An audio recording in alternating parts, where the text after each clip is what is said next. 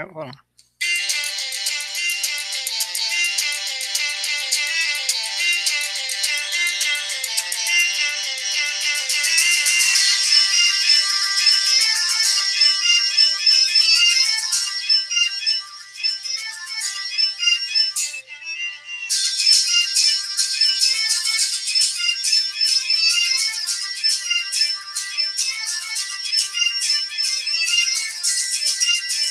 This is something I found on Facebook the other day. It's called Punjabi remake of the Titanic dance song "Drowsy Maggie" from the movie Titanic. It's a mix of Indian and Scottish music, and I thought it was pretty cool. So I thought I'd start off this week's episode with that. So that's what that is. It's 9:26. I'm a little early, but that's okay because I want to get moving on this because I got a lot to cover today. I was going through my my stuff for the week, and I just kept writing and adding more and more stuff. So I've got 2.5 pages of stories and stuff we're going to talk about today. So I want to get started as soon as possible. So this is Dylan A. Lang's video show. The let's see, I haven't said this in 5 years. The greatest video show on YouTube right now. Yes, last week was my 5-year anniversary. So now we are starting headlong into year 6 or heading into year 6. I mean, I started 2013, so it was 5 years ago I started. So we're on this side of the 5-year thing. So it's episode 261. It's Fish Amnesty Day, and we'll talk about that in a little bit when we talk about the holidays of the week. And what else we got going on this week? There's really going to be no way I think I can put creepy porn lawyer into my show again today, but oh well, I tried. But some interesting stuff. I may get a little political. I might not. I might change all that. I've got a couple political stories because I'm just, to be honest, I'm totally sick to death of politics and just sick of what's going on right now in politics. And I'm just may or may not get to it. I'll probably not get to it, but we'll see. Because I got a lot of stuff to talk about. And also, even though today is actually the first day of fall, it is not technically the first day, or I'm sorry, it is not technically fall until 9:54 p.m. Eastern Standard Time, which is in about 26 minutes, about 26 minutes from now. So we got some stuff. We still got a little bit of time. So I'm going to try to remember to check the clock. And when it's 9:54, we'll say, yay, fall. Hooray for autumn. I got one viewer today. Hello, hello, hello. I have a good feeling I think I know who it is. So here's to you, Scott or Pat. Probably Scott, but maybe Pat. Either way, I'm glad I got you. And this is Dylan Knows.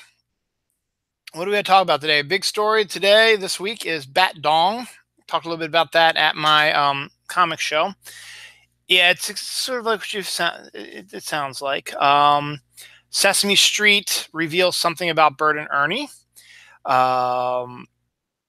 There is a new fad drink that'll help you feel better. But you can't wait to hear what that's about. Tourists trying to become drug dealers. Town haunted by the sound of children singing. That's a good one, too. Real life planet Falcon is found. We'll explain what that means. Fish Amnesty Day. We'll talk about that. The Hurricane Follies. Mysterious life forms. A retraction from last week's episode. And all kinds of neat stuff. Emmy snubs. Walking Dead. $95 million a year would be nice. Retiring at halftime, Duck Hunt, Lego, massive Lego stuff, and anniversary stuff. So let's just get started. And trailers also. Let's just get started right away at the very, very top and work our way down. No, those are political, so I'm going to skip that. First day of fall, we'll talk a little bit more about that later. Decade more of The Walking Dead. Season 9 of The Walking Dead premieres October 14th? 6th. Hold on. What's today's the 22nd, so 23rd. So let's see, 37th, probably the 7th. It's December 7th, or I'm sorry, October 7th, because that's when Doctor Who is premiering also. So they're preparing on the same day. AMC, despite the fact that you're losing Andrew Lincoln, you're losing um, Cohen, actress who plays Maggie. I forgot her name right now. They are, and a lot of people are thinking that this season's going to go downhill from there. AMC seems to be backing up because they say they got a decade's worth of Walking Dead stories they can tell. So I don't know. I mean, the comic is still going strong, but they've gone so far removed from the comic right now. It's not even funny, and I'm not even watching it anymore because, to be honest, it just doesn't really interest me as much anymore. So we'll see. A decade's worth more of stuff. That's a lot of stuff. I just don't see it happening anytime soon. The fact that the ratings have been down, so we'll see. And the Fear the Walking Dead, their new revamped version of that, has been tanking also. So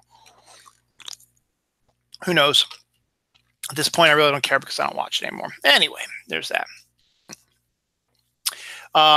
Last week, we had the hurricane stuff. When I did the show last week, Scott and Pat, who were watching the show, were bearing down for hurricane attacks. And so they survived. My cousin, who had to flee North Carolina for New Jersey, has made her way back home and has amazingly and thankfully, don't get me wrong, had her house be completely safe, which is wonderful. So good for that. No major damage, some water damage inside the garage, but that's about it. Nothing that could have been a whole lot worse than it was. But some interesting things spun off of that. We got a little bit of rain earlier in the week from the hurricanes. From what I recall, it really didn't seem like it was anything too bad up here on the East Coast. But there was a part, something that was very rarely seen in Richmond, Virginia last week, a tornado, a pretty big one too. It wasn't a little itty bitty one that we've had before. This one's a pretty nice sized tornado, and it was spun off due to the hurricane. So that was a unique thing to see, and thankfully I don't think anybody was damaged or hurt with that as well. So good on that. But Richmond, Virginia having tornadoes is unusual. So when they showed the videos of the ones I saw, I was like, wow, that one is a big one. It was a massive size one, but luckily nothing got hurt. As far as I know, no one really got damaged, anything like that. So good on that. But then there was also the whole Hurricane Follies thing. I don't know if I talked about this last week. I'm trying to remember if I did or not. I talked about a lot of stuff last week also. But the Weather Channel guy was pretending when he was being interviewed live that the winds were just howling, and it was so hard for him to stand upright, and it was just so crazy. And so while they were filming live, there were two dudes with surfboards just walking around as if there was no wind whatsoever. So you could obviously see the guy was acting. Now, there was another thing that CNN did, I think, where it was a woman in a canoe to make it look like this is how high the water is, and she's got to ride in the cocoon. And then these two dudes walk right in front of her, and it's only like up to their ankles. So just funny Hurricane Folly stuff. Anything for a buck to make it more dramatic, I suppose. Since I just saw this over here. NASA's discovered a mysterious life form living inside giant Mexican cave crystals. So it's actually hibernating, not surviving. So some mysterious life form hibernating in giant Mexican cave crystals. So that is interesting. What the hell is that? My handwriting strikes again. What in the world?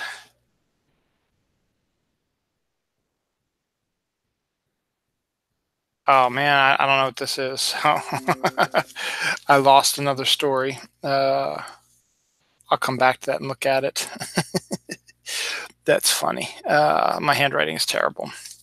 Okay, let's continue on, shall we? Oh, I got now. Black holes can reanimate dead stars. Speaking of zombies, I figured that I finally figured out what that was. Science came up and said that a black hole can actually reanimate a dead star, which is makes it into a zombie star, I guess. Speaking of zombies from a few minutes ago, so interesting. I don't know how it works, but that's an interesting concept, and something that sci-fi writers are probably going to need to start looking into a little bit more. Excuse me. I'm sorry if I'm feeling. I don't see. I seem a little out of source. It's been a busy day today. I'm not a Fortnite player, but I keep seeing these Fortnite stories. Some of them are pretty interesting, some aren't. This one is just to continue my streak of Fortnite stories. Not very interesting, but they would make a Monopoly game out of anything. There is now a Fortnite Monopoly game. So if you can get your kids or your grown-ups away from their Fortnite for a while and have family game night, you can actually play Fortnite Monopoly. So good on them. They apparently survived also the hurricane, because last week that was a big deal. People thought they were going to get into a little bit of trouble, but they didn't. Let's see what else is going on. The sexy Handmaiden's Tale Halloween costume has been taken off of the shelf. For those who don't know, Handmaid's Tale is a book / TV show movie that takes place, I believe, in the future, where women's only use is to be used for sex and raising kids and having kids and stuff like that. And a lot of people have been using that as a protest for what's going on in the real world right now, but this is a story. And so Halloween always has a sexy something every year. You know, you get a sexy werewolf or sexy scarecrow or sexy flamingo or sexy Frankenstein's monster type of thing. It's always something sexy when, 20-year-olds, I guess, who want to go and show off their body and try to get laid on Halloween or whatever, try to wear the sexiest costumes they can. Plus, a lot of people say Halloween is the one time of the year where you can dress up as sleazy and sexy as you want and as you feel like you need to, because some people get turned on by that stuff. And so they do. So they create sexy everything. So they're sexy every go to any like Party City and you look at the grown-ups costumes, and it's always sexy something, sexy Girl Scout, sexy whatever. And they are. I mean, the models they get to wear the stuff are fairly sexy and try to get you to, hey, this might look pretty good on me too, and I can get some laid there. But in this case, this year they decide, hey, The Handmaid's Tale is doing pretty good. I guess it's on Hulu or Amazon or something like that, or I don't think it's Netflix. And hey, why don't we do a sexy Handmaid's Tale thing? It's a red dress and all kinds of corset stuff going on, stuff like that. So they put it out there, and it got blasted because of what the Handmaid's Tale story is about, and that it's really not something you need to make light of, because basically you're going into the story. I mean, you're dressing sexy so you can get sex, and that's what women are only used for apparently in these stories. So they decided that after a while, maybe it wouldn't be such a good idea considering the climate that's going on right now, because it just seems that, all the stuff that's going on, that could be a realistic type of scenario down the line, which is very disturbing to me. Let's see. Trying to think of a good segue from that story. All right, let's talk about stupid people. I always like to do stupid people stories, and I said last week, my sports radio station, 105.7, Jeremy Kahn does The World of Stupid, and I've sent stuff to him before. He covered this last week, and I had it on my list since last week when I read about it. So I'm going to announce it. University of Colorado has a mascot, and during home games, they pull out the T-shirt cannons. They aim to someone in the upper deck and go, poof, and they shoot a wrapped up T-shirt through the air, and you get a free T-shirt. But it's balled up and tight enough that it can sail through the air and get up to like an upper deck or whatever without folding out. Because if a shirt folded out while it was flying, it wouldn't go anywhere because it would go and it would float down to the ground. So you need to keep it in the bundle or whatever. So it's a bundle in a t-shirt. And so they do this at not just college games, but they do it at national sporting events like regular Major League Baseball games and football games, stuff like that. So, being a mascot's not too easy because it's an oversized head and you're usually looking out like the neck, and it's uncomfortable sometimes. That's why you have people, walking with them to make sure that they're going straight and make sure they're not missing anything or running into anything. Well, apparently this guy was, or girl, I think it's a guy because it's funnier if it's a guy. This guy was get ready to shoot the t-shirt cannon into the crowd. And unbeknownst to him, he had it turned the wrong way. So he pulled the trigger, and instead of shooting the ball t-shirt at 50 some miles per hour, whatever it is that it is to get up to the upper deck, it shot it into the guy's groin area and crushed his balls, and he collapsed to the ground. Went, "Whoa!" Yeah, so it was a funny story because when someone gets hit in the balls, it's a funny story. And it can be funny, but at the same time, you got to realize that someone is in pain also. And most men have been there and they know what it's like when something gets hit down there. So, sorry, man. Ministers in the UK did something for the first time today that they've never done before. They started rehearsing for what they will be needed to do when Queen Elizabeth passes away. She's in her 90s. She's been around a long time. I guess maybe they know something we don't know. She seems to be fine, looking fine, and it doesn't seem to be bedridden or anything like that. She's still up and at 'em and doing stuff, but she's over 90 years old, so it's only a matter of time before something happens. She's going to pass away. And so when the Queen dies in England, it is 10 days of mourning. So, and the ministers are going to have to rehearse how they're going to handle that, because I guess they have all kinds of masses in honor of the Queen, the mass for her funeral. There's going to probably be specific rules they have to follow, things they have to say, and a way to, heal the people who are saddened by the death of their queen.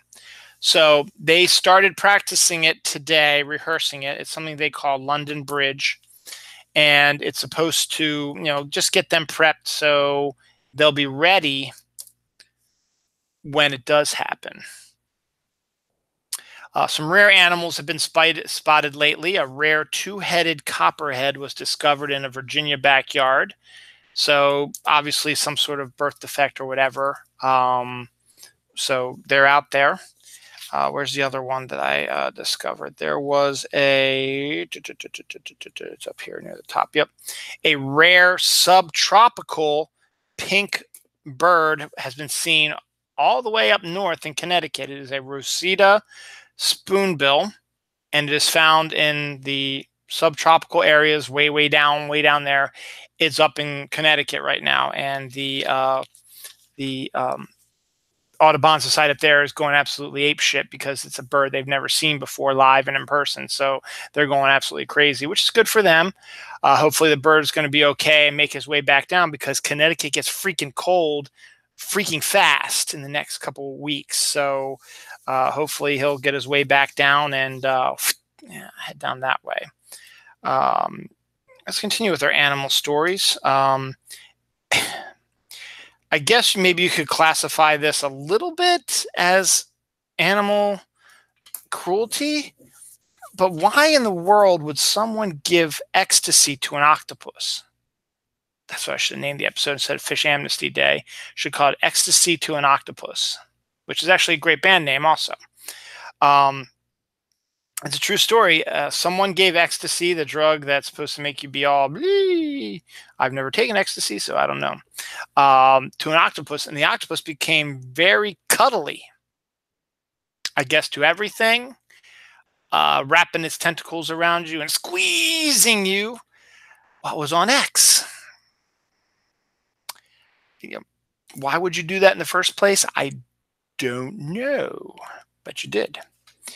The first sun bear cub ever born in the UK emerged from his den to play with his mommy. So, hey, the sun bears are coming back, and that's pretty good. So it's good to see them. Let's just continue with some animal stuff. I got some interesting animal things here. Just saw it too. Well, I'm looking for it. Hello Kitty, which is technically kind of an animal thing, but it's a big fad, and fad has been around for a long time, has opened its first cafe in Southern California. So if you are obsessed with Hello Kitty, going out to Southern California and find yourself at the Hello Kitty Cafe. So good on that. A minor league baseball team in Alabama calls itself the Rocket City Trash Pandas, which Rocket Raccoon, famous from the Guardians of the Galaxy movies and Avengers Infinity War. And Trash Panda is the cute name that they come up with for raccoons. And the city is called Rocket City. And I think I'm bleeding. Oh, well, yeah, I'm bleeding. Wonderful. It's called Rocket City. So Rocket City Trash Pandas makes a lot of sense, doesn't it? Rocket City Trash Pandas. Rocket Trash Pandas. Rocket Raccoon. So that's pretty interesting about that. Oh, I know what that is. I was like, what the hell is that? I'm looking at the weird stuff again that I'm writing. Any animal stuff over here? I have one more on the other side, and we'll get back to, well, if I missed any animal stuff, we'll get back to it later. Last week I talked about animal revenge. Thankfully, this week there is no animal sex stories, unless you consider this an animal sex story. But the truth of the matter is the couple in question was not having sex. They were just enjoying themselves in a private swimming pool at night when they were attacked by an alligator. Guess it's in Florida or something like that. You know, you got your swimming pool. It's late at night. The kids are in bed. Or if you don't have kids, you know, it's just it's a nice night. Let's just chill out in the pool. You know, babe's wearing her bikini, and you're feeling a little good, and you're drinking some wine, and you're feeling happy, and you're going in for a kiss or whatever. All of a sudden, an alligator comes and attacks you. I don't think anybody was hurt, but he jumped into the swimming pool and went after the couple. So animal revenge in some form or another, because, hey, you know, houses are taking over their territory. But I think thankfully nobody was hurt. And I don't think the alligator was found or killed or anything like that. So he moved on. And all is right with the world, I suppose. I guess we'll hit some controversial stuff now. First of all, drinking your own urine helps lose weight and fight acne. Now, we've heard stories like this before. I think Goldie Hawn at one point, she puts urine on her face, and it's supposed to make her face, I guess, brighter, shinier, kills the bad skin cells and makes it clean skin. I don't know, but you're putting piss on your face. Now you want to drink your own piss? Now, here's the thing. I mean, you can technically, if you're stuck on an island with no water source anywhere near you, and you're by yourself and you have no water, you can create a simple filtration device that can filter your piss into drinkable water. So that's one way you can survive. That doesn't sound appetizing, but hey, I'd rather drink my own piss that's been filtered than die an agonizing death from thirst. Now, I don't know. It's something you need to learn, because, hey, you know, if you are stuck on an island like that and you need to drink your own piss, you need to figure out that filtration device, because I don't think if you drink just your piss by itself, it's going to help. Maybe it will, because that's all your urine is just your waste, your liquid waste coming out. Because waste, if you poop or you pee or whatever, for those who don't know, is your body only needs a certain amount of items. to keep it running, vitamins, minerals, water, a certain amount. And if it goes over that amount, we don't need it. It's excess, it's waste. So they have a way, the body has a way to push that excess vitamins, minerals, water, whatever, fat, proteins, whatever, down into your, down there area. And you're able to, your waste management area. And that's what your waste is. Your poop is your solid waste, and your pee is your more liquid waste, which coincidentally is if you drink too much water or whatever, that's what the majority of that is just that excess water going out. So technically, you could drink your own piss and it could be treated like water. I just don't. It's warm. It's yellow. It could have other stuff in it besides water. But if it helps you lose weight and fight acne, go for it, I guess. Sesame Street writer. It wasn't just Sesame Street. It was a writer who has left the show. Claims that Bert and Ernie are gay. Now, this is one person's opinion, and it's a joke that's all over, Reddit and all the other boards like that. And there's always been discussions that Bert and Ernie are like the first gay couple. Excuse me. Not there's anything wrong with that. And you know what? If you want to believe that, it's your right. Go for it. This leaving writer, he said that's what the case is. And he left. Frank Oz, who created the characters and was the voice of Bert, I believe. He says, no, Bert's not gay. And he got lambasted on Twitter for that. So at this point, it's art. Yes, Sesame Street is art. Movies are art. TV shows are art. It's subjective. It's, the director might have, or the creator might have had a specific thing he wanted to discuss or do in the movie, TV show, whatever.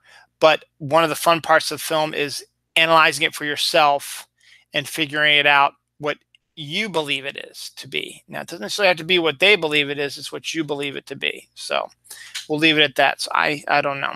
I don't know what to say. I don't know the truth is, but the thing is, in the end, it doesn't really matter. It really doesn't. Same as when J.K. Rowling said that Dumbledore was gay after the books came out.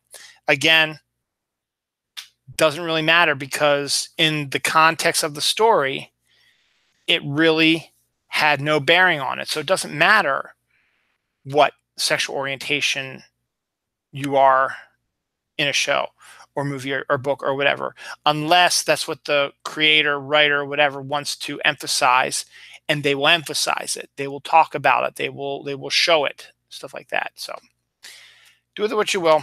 I'm just waiting right now because it is now officially fall. Autumn is here. Summer is gone. We will not deal with summer again until June 21st, 2019. Yay.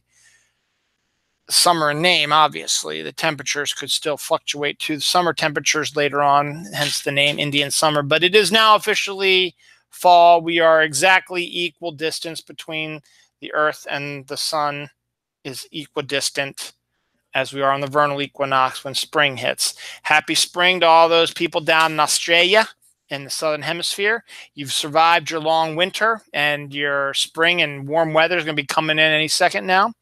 The penguins down in Antarctica are celebrating because, hey, the women folk are coming back and the babies are being born, and we can go from negative 80-degree temperatures to negative 20-degree temperatures. It's going to feel like a heat wave, and it's going to be light out a lot more. Hallelujah.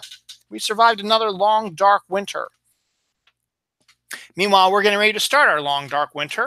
But, to be honest, I don't care because fall is my favorite season. It is officially fall right now. So it's officially time to start celebrating Halloween, Thanksgiving, Christmas, though Christmas is technically a winter holiday. But the leading up to Christmas is during the fall. Only problem that I foresee is for those of us who are lucky enough to have the leaves change is you're probably not going to get a good leaf change season this year. We're already September 22nd right now. It's the first day of fall, obviously, and we have through December 21st before winter hits. But to be honest, here on the East Coast, and I guess maybe down south a little bit more, maybe up north a little bit too, where you get these types of seasonal changes, and maybe heck, even out in the Midwest for that matter. I'm not exactly sure. I'm sure they get some stuff because the temperature is not that different than ours here on the East Coast. Due to all the rain we had and the wet summers and spring we had, if you look outside today, the first day of fall, which it is officially now, the leaves look green. They look like they're going to be green for a really long time. Normally if you had a long, hot summer, they didn't get enough water, and the coloration of the leaves would be starting, and they'd be bright and blissful when it comes to, even if it's average rainfall, it would create those deep colors that when you think of fall, that's what you think of. Right now, I look out my back door, which is right now filled with trees, and it looks like summertime out there. It's green leaves. There's no tinges anywhere that I can see of color changing because the rain has given them enough water that it's not, the chlorophyll is perfectly fine. It's not suffering because it's got plenty. It's got a lot more water than that. It's trying to run off the excess water. Now, to be fair, there are some trees at the top of my street that have a little bit of tinge of color in them. But, and yes, it is now the first day of fall, but, you're supposed to start seeing some changes during this month. It's slight.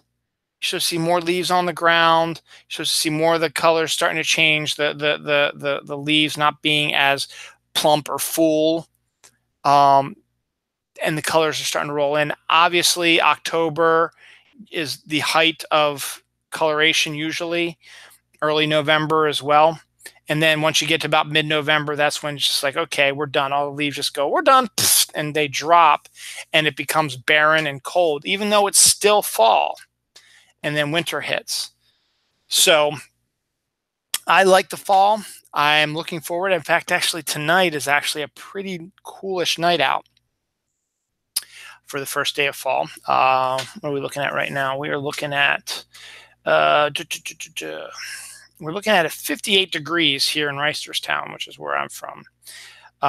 It looks like the temperature is going to go up a little bit because we've got rain rolling through Jesus. 4 a.m., 30% chance of rain, 80% chance at 6 a.m., 90 at 7 a.m., 100% chance at 8, 9, 10, 90% chance, 11, 70% chance, 70% chance of rain for the Ravens game. Actually, 50% chance of rain for the Ravens game at 1 o'clock tomorrow. Then 70 during the game. So we're looking like a day of rain tomorrow. And the temperatures are going to stick to be about 61. So actually looking ahead, 61, 65, 76, 81, 81. Ugh, that's summer weather there. 69, 73, 71, 73, 75. So after we get through this period of, it looks like rain Sunday, Monday, Tuesday, Wednesday, Thursday, where the temperatures are fluctuating, like I told you, by next Friday, which is coincidentally Baltimore Comic-Con, which will be our next story in 1 second, 73 degrees and 55 degrees as a low, which is typical end of September weather, because Monday in 10 days is October 1st. So that's 75 degrees for October 1st. As of now, obviously, this is 10 days out. This could all change like that. But sunny on Sunday, sunny on Saturday, 71, 73, 75. So we're looking at regular late September temperatures coming up after this week of rain. So it's going to be rainy, kind of chilly, but then we have that one day of like 81 degrees. It's like, what the hell is that? And it drops to like 69. It's like, how the hell does that happen? That's in Reisterstown. So obviously things can change wherever you are. So that's what we're looking forward to. I'm looking forward to pumpkins and cider and Halloween decorations and cooler temperatures. Football's in full swing right now. Next weekend we have Baltimore Comic-Con, which is the biggest Comic-Con in our area, obviously. I've talked about the Comic-Con a million times. I'm going to talk about it again today. And recommend that if you're a fan of comic books, and now they're starting to venture out a little bit more into media stuff, not as much because they want to keep it to comic book things. Come on down to the Baltimore Convention Center next Friday, Saturday, and Sunday, 28th, 29th, and 30th of September. And it is a Baltimore Comic-Con.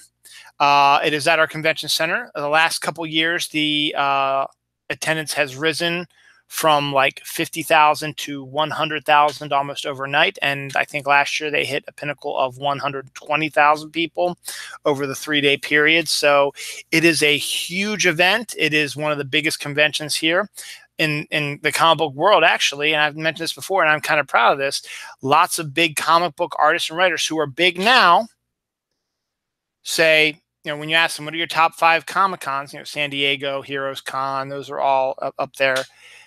Baltimore Comic-Con's always up there also, because the guy who runs it, the guy who runs my comic store that I go to, Mark, he is a good guy to set up the stuff. So he does a good show, sets it up, reasonable rates, reasonable stuff. He makes it a very good, reasonable show.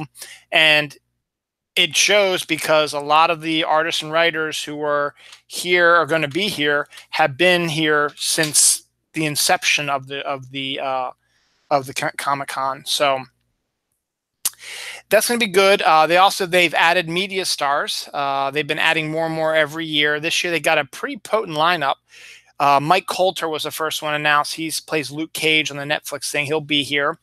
Will Wheaton will be here in town as well.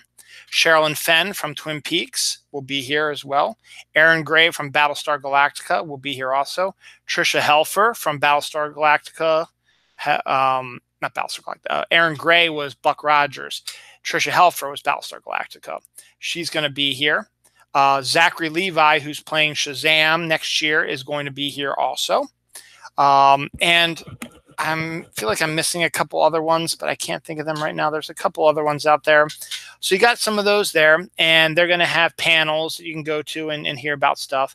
And if you go to the Baltimore Comic-Con website, you can buy your tickets, which I highly recommend, because the last time Dawn and I went with the kids, we waited in line for an hour to get tickets because the line goes all the way downstairs, snakes around here, snakes back around this way, goes all the way up this way, and then goes there. We were there for a freaking hour.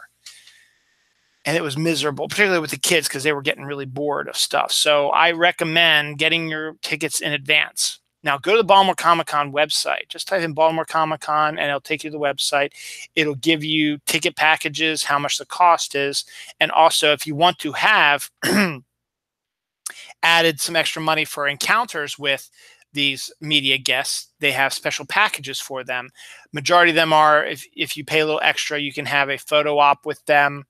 You get VIP seating at their panel, and some other stuff as well.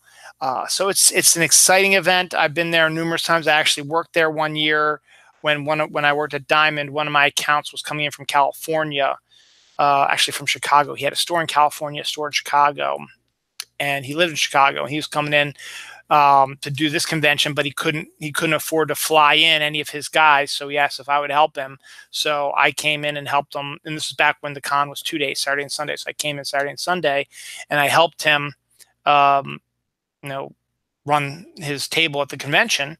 And he paid me under the table. And I also got some comics that I had my eye on also that he gave me also. So I like that. I love it. It's good. So that was nice. So I've done that. I'm on the fence about if I'm going to go or not, because it is a little extra money. I would love to have a photo op with Sherilyn Fenn and Will Wheaton, but they're both expensive. So I don't know if I'd be able to afford it, but who knows? But there's some good stuff there. So the Baltimore Comic Con is coming up, so highly recommend it. Go to the website, check out, see if the prices fit what you want to do. If you're from out of town, it's right in the heart of Baltimore City. It's between Camden Yards, which is the Orioles baseball stadium, which is absolutely gorgeous. It has been named the best baseball stadium in baseball for years because it is. And the Inner Harbor. Everything's within walking distance. It's in a fairly safe part of the city, and there are hotels galore in there as well. So my one viewer has left, so I'm thinking it might have been Patrick, but oh well. But back to 0 viewers. That's okay. I don't mind. Thank you for watching. Whoever you... Oh, you're back. Oh, okay. Maybe it's just something that popped up as you flipped the channel or something like that. So if that's you, Scott, thank you for that. If it's you, Patrick, thank you again. Anyway, there's plenty of hotel space. Baltimore has been trying to get lots of conventions to come to Baltimore because they added this like new section of the convention. So it's like double the size it was before. And they really hadn't been filling it. So gradually it's been getting better and better. But they want to make sure that, you know, what made it attractive for people to come and have their conventions in town is if there was plenty of hotels, and there are plenty of hotels. There's one right next to it. There's one across the street from it. There's 2 up the street that way. There's 2 down the street that way. There's one a little further that way. There's 2 down this side of the road. And they're all different prices and stuff like that. You've got different types. If you want to go further up the road, there's like 3 or 4 more further up the road. You know, so you've got a million choices, all within walking distance of the convention. And if you're a little further out, hey, jump on the light rail. A light rail will take you right to, there's a stop called Convention Center. Boom, out. It's a minimal fee, $1.65, I think, one way, $3 all day type of thing. And I'll give you a little secret. You might not want to try because you never know what could happen. No one checks tickets. They are just assuming, hey, I bought a ticket. No one is keeping an eye on it. There's nobody comes around to check your ticket. Now, I'm saying that now, you're like, oh, I'm going to jump the ticket. I'm not going to have to pay. It's going to be a free ride. And then, you know, people are going to be coming around checking tickets then. So people are looking at me like I'm crazy. But I hate to say it, but the light rail here in Baltimore is pretty easy, I think, to cheat out of money because they're, unlike with the subway, the metro station we have, you have to, like the metros in DC, in order to get to where that is, you have to put your card down and they have to take the money out and then the doors will open, you can go in. A lot of these places where the light rail is are just in the middle of neighborhoods and they just have little kiosks and there's nobody, you know, walking around and stuff like that, making sure you're paying. You just go in, you know, the kiosks are there and, you know, you just go in. Now, there are a lot of people, there are like some homeless people there and people who seem like they're just sitting waiting for something. Maybe they are the eyes and they're undercover. They're the eyes of the MTA or whatever. And if they see someone jump on, they're like, check car 3. It's a gentleman wearing a dilly dilly shirt. I think he did not pay for his ticket. And then they'll come in and they'll throw you off. So I don't know what's happened, but I've never seen anybody checking tickets before. Light rail's pretty nice. So, you know, you've got a whole lot of options. So way to go, Baltimore Comic-Con. That wasn't really controversial. What I will lead into is we're after 10 o'clock, so I get into this. The controversy that is batdong. Now, that's not really the big controversy. It's controversy that happened afterwards. Earlier today, I did a show called The Comic Haul. It's a show I do every week where I show everybody the comic books that I got for the week. This week's comics, there was a book called Batman Damned. It is the first book in DC's new mature readers Black Label division, which is supposed to be more of a mature reader take on your superheroes, not in continuity. So you can do things like if you want to have, you know, Batman be in the middle of an orgy with all of his female supervillains, or, you know, Superman saying the F word or whatever and killing people, stuff like that. You give big creative teams a chance to tell stories that they would never be able to tell in the regular comics. A good example is Scott Snyder, who's the writer of Batman. Actually, not the writer of Batman. Tom King is the writer of Batman. He was the writer of Batman for a long time. He now writes Justice League. He and Greg Capullo, who was his artist on his Batman run for 5 years or something like that, are doing a Black Label Batman comic.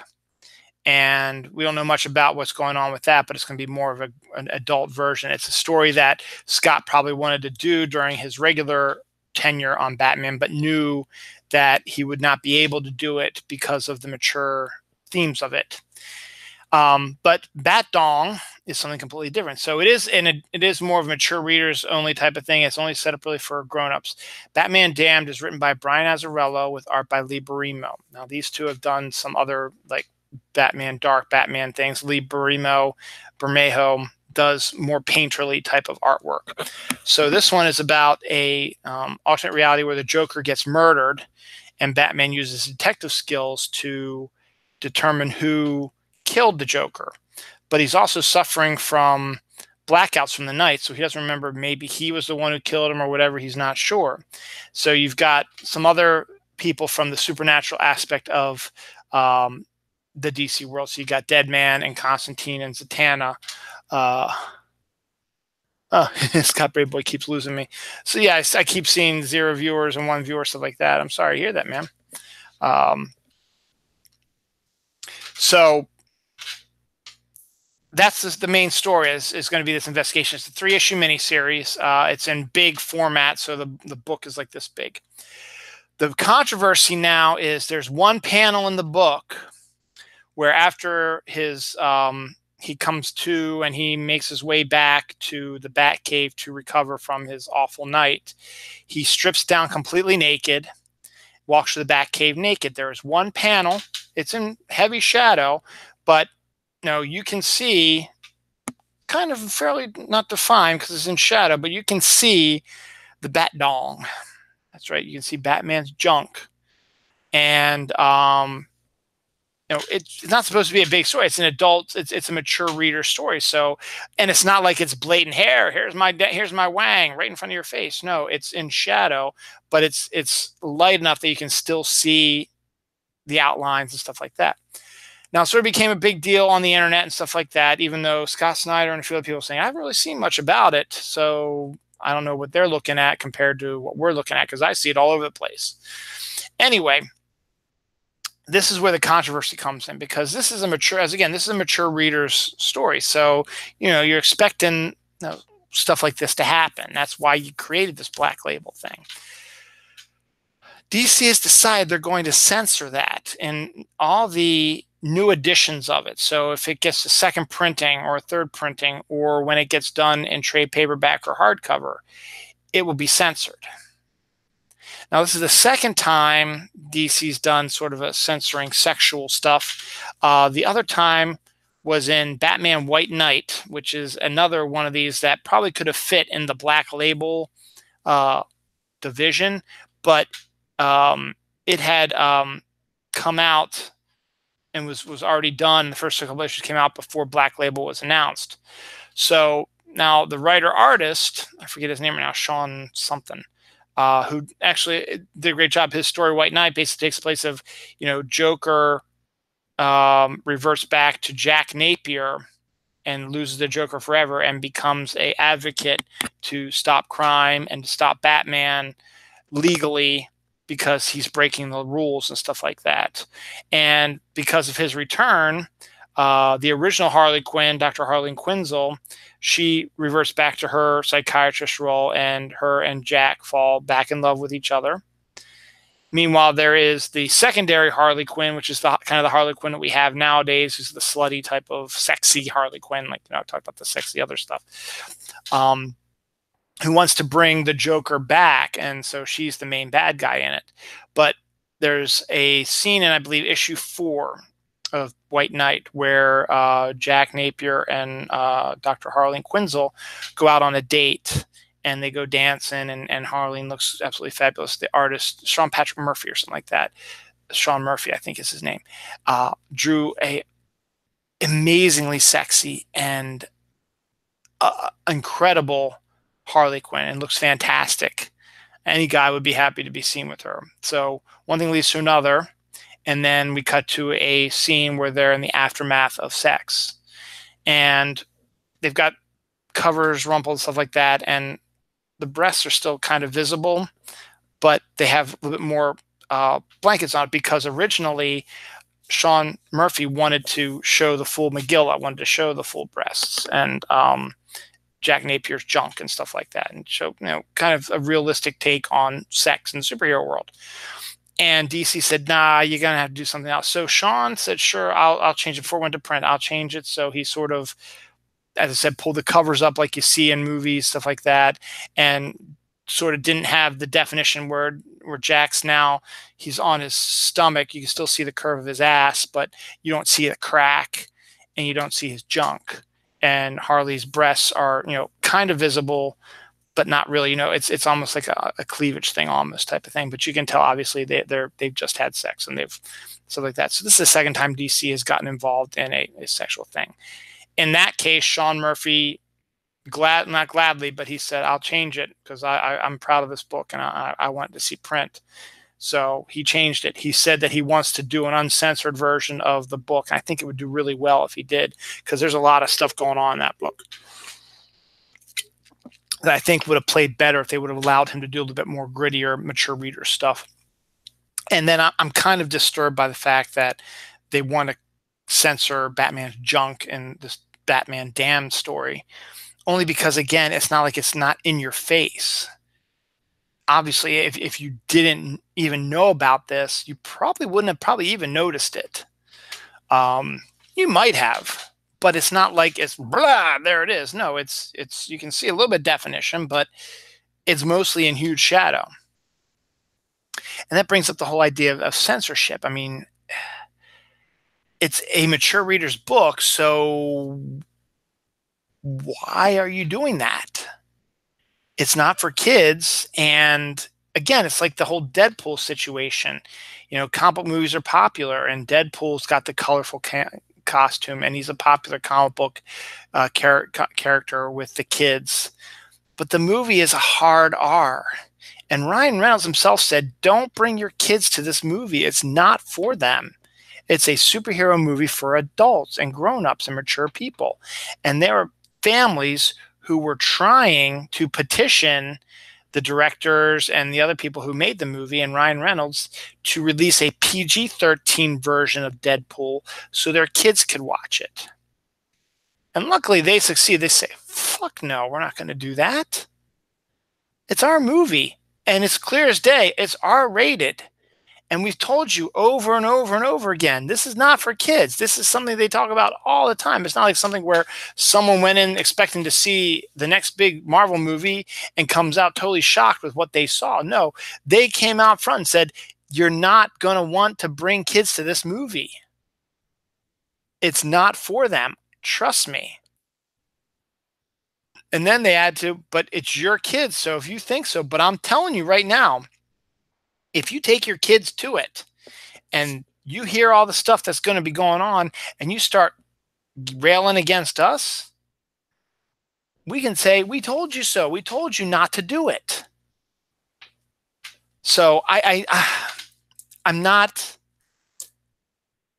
a big fan of the idea of censoring it in second printings and in the trade. They've done that before and other times as well. And when things seem to be insulting or upsetting to people, and that's not really good. It is censorship. Now, what Sean Gordon Murphy, what he did with White Knight is they asked him, can you change this? And he begrudgingly said, yes, because I want to see this book get published. And if it means taking away some nipple and some junk, I'll be upset about it, but hey, my book's getting out there and it's getting rave reviews, and it is. And it might be up for some of these awards that are coming up. There's awards at the Baltimore Comic-Con, the Ringo Awards, I think, are there, which is sort of like the Golden Globes. The Eisners are the ones that are the big one, and that's in San Diego. So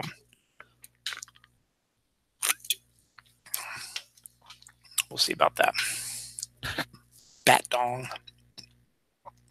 Hey, the Cleveland Browns won a game. First time in a year and a half. They went 0-16 last year, and they went 1-15 the year before that.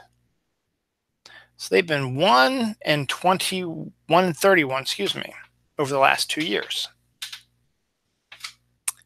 And then this season comes around. They tie their first game of the season, and they lose their second one. So now they're 1-32-1. So the Browns go into have a home game on Thursday night against the Jets.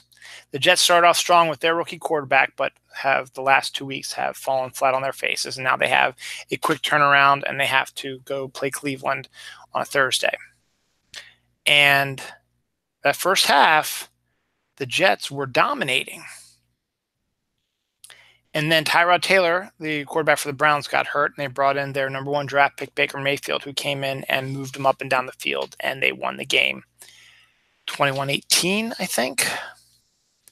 So the Browns won their first game, and they created a brand new hero in Cleveland. Now, LeBron James is gone. It's Baker Mayfield's town now.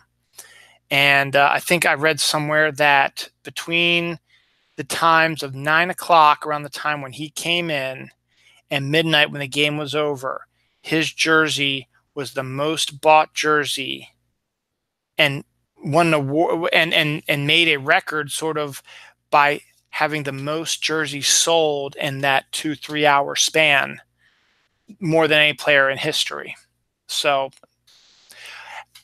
look, I know I'm getting sports ball on you, but it's one of my passions as well. The Browns are in my division. I'm not as angry at them as I am before, because Cleveland, the Ravens originally were the Cleveland Browns when they were in Cleveland. Art Modell moved them, and I've gone over this ad nauseum, because all he wanted was some refurbishment to his stadium. They had spent money on building the Indians a new baseball stadium, the Cavaliers, and do they have a hockey team? I don't know. They got a new arena, and they built the Rock and Roll Hall of Fame all in Cleveland. So he wasn't asking for a new stadium. He was asking for upgrade money. A couple mil here, not $100 million like it would to cost, to build these stadiums and places like that. A couple million, just so I can refurbish some stands, refurbish the locker room, stuff like that. And they said no. Because they said, what are you going to do, Art? You're going to move the team? You can't. The Cleveland Browns are an institution in this town. And Art Modell said, you know what? Baltimore has a pretty damn good deal, and they lost their team 13 years ago, and they're desperate. I'm going to go to Baltimore. And there's a whole big controversy about that. And then here's the thing. Baltimore lost the Colts in 1983. We did not have a team for 13 years until we stole, as people keep saying, the Browns and turned them into the Ravens. During that time, the NFL did everything in their power not to give us a team. When they came to expand the teams, and we got the Jacksonville Jaguars and Carolina Panthers, the Baltimore had the best deal. Now, they were going to get 2 teams that were going to come out of this new thing to expand the league. Carolina was a dead cert, because there was no team between the Washington Redskins and the Atlanta Falcons. So they needed another team in there to get that big wide swath, because you got North Carolina, you got South Carolina, and parts of Virginia as well. Or no, not just parts of all of Virginia. You need a professional team to go for. So that was a dead cert. We had the best deal. We had the financing in place for a stadium. We had a fan base that was dying for a football team and was going to sell out stuff. We had everything prepped and ready for them, and they said no. The main reason why? Because Jacksonville is another venue they can use for the Super Bowl. They're not going to do a Super Bowl in a cold weather town like Baltimore. They did it in New York to celebrate, not to celebrate, but to, when 9/11 happened, they wanted to do something to give tribute to New York as it survived.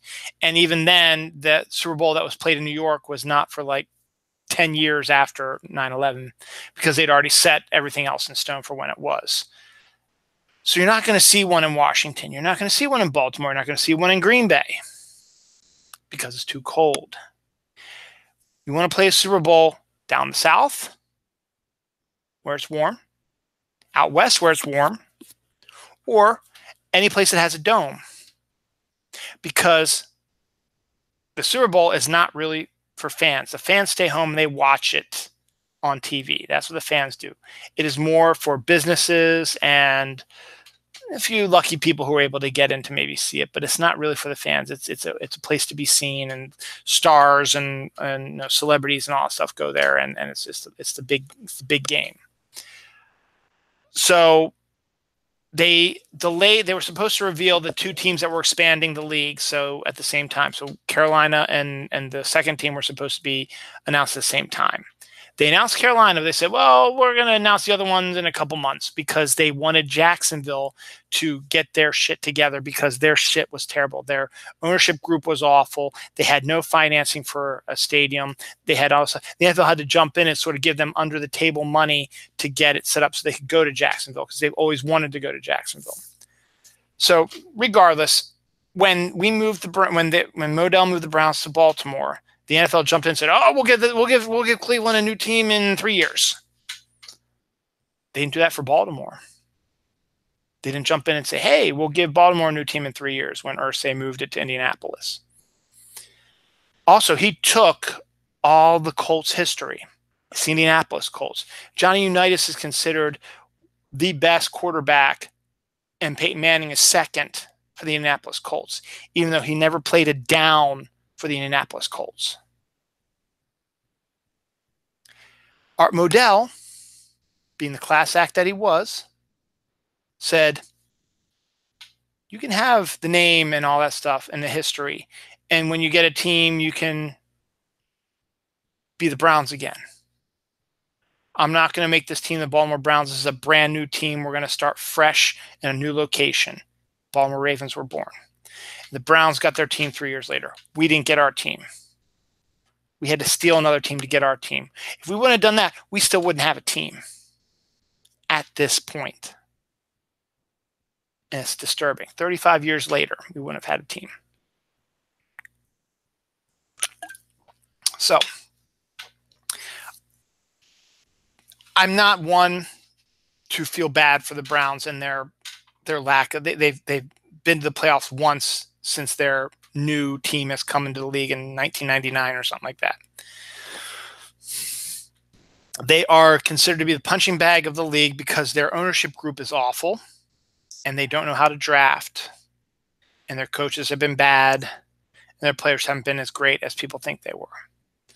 They're starting to get better now, and this team they have now actually is starting to show some potential and some life, and some of these first-round picks that they've been getting, which are early up in their first-round picks, are starting to play out and do good. So we'll see. So you got to remember, Baker Mayfield had an amazing game in his premier game. It will be, and I'll do a mea culpa if this is true, it's not easy for a stud quarterback to maintain that studliness for a whole season when he's a rookie. I'm thinking maybe not necessarily next week or whatever, but somewhere around week 8, people are going to start knowing how to take down Baker Mayfield. Film will be available. They'll be studying the film. They'll be able to see what he does. They'll be able to make plays that'll do that. And then that's when the greats show themselves. It's he's able to get past that and continue to take the Browns into greatness. If they somehow come up and win the division, it's all on Baker's back. But do not declare him God right now, Cleveland. I'm just telling you. I know you're great and you feel happy and it'll be great to see him, but nothing against Baker, and he might be that guy, and he might be your franchise quarterback, and a franchise quarterback is going to have some bad days. If he can come out of that, and you guys can have a pretty good season this year, I'm not thinking you're going to go 8 and anything like that, but if you can go 6-10 this year, hell, if you can go 8-8, that'd be amazing. But if you can go 6-10 this year, after going 1-31 over the last 2 years, you got yourself a good team. And then you go through all of camp, you get some free agents in there, you get some more good draft picks, and then who knows, you jump over that hump, you go 9-7. We'll see. It's all up to Baker Mayfield. And I'm telling you right now, don't think you're going to get that Baker Mayfield every game. It might be your first couple games. It's going to be pretty good. He's going to probably be pretty good. But things are going to start happening. Now, if I'm wrong, I'm wrong. I'll do a mea culpa. If he is the second coming of Peyton Manning or John Elway, I will do a mea culpa. I don't want Cleveland to get. We're going to the Super Bowl this year. It's a lot to put on the rookie's back. And yes, he looked dynamic. He looked good. But you're playing the Jets. You start playing teams like the Bengals, even the Ravens, Steelers, those teams in your division. It's going to be a little tougher. When you start playing teams like New Orleans Saints, which you already played and you beat them, but he wasn't involved in that. The Atlanta Falcons, Tampa Bay Buccaneers, who are off to a really good start. The Chargers, the Raiders, the Broncos, all these teams are playing this year. And then, eventually you're going to be playing the Patriots and the Green Bay Packers and the Chicago Bears and the Minnesota Vikings. And it's going to be hard. Keep your head up, though. Cleveland, you found, I believe, if Baker has the potential to be your quarterback of the future, and I wish him well, and I would love to see it because I'd like to see the division to be a bit more even-keeled. We're going to see Baker soon, actually, a couple weeks, I think. About 3 or 4 weeks, I think we're going to see Baker Mayfield. So we'll see how that goes. So good on you, Brownies. Good on you. Keep it up. This is interesting. We talked about drinking urine. It was good for losing weight and for acne. How about garlic milk? That's right, garlic milk. Garlic milk is works like magic as a home remedy for sciatica and back pain. The garlic improves circulation, cardiovascular health, strength, immune system. The calcium and the proteins and the B12 and the milk, all these mixed together, are going to help your back with your sciatica and your back pain. The way they say do it, you crush the garlic, you mix the milk and the garlic together, you pour some, you heat that all up, and you pour some honey in, and you drink it once a day. I think they say it's supposed to help. So if you suffer some sciatica or back pain, you might want to try this remedy, garlic milk. Something I never heard of before. Did that, and I did that. All right. Almost on the first page. Trailers, community day. Yep. So, and then I got all this stuff and all this stuff. So, hold on. It's going to be another hour. I'm probably going to be here. Looks like I've lost Scott for good now.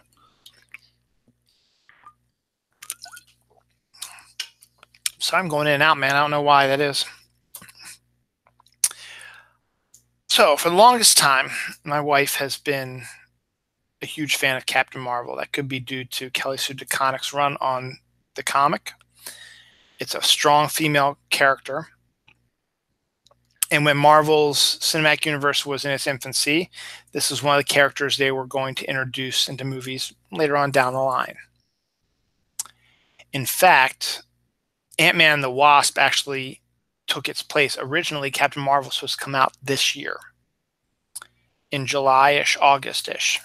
But when Ant-Man did so well, they wanted to make a sequel. They pushed Captain Marvel back and brought in Ant-Man and the Wasp. Originally, you thought, that's just rude. But, to be fair, Ant-Man and the Wasp was a great movie.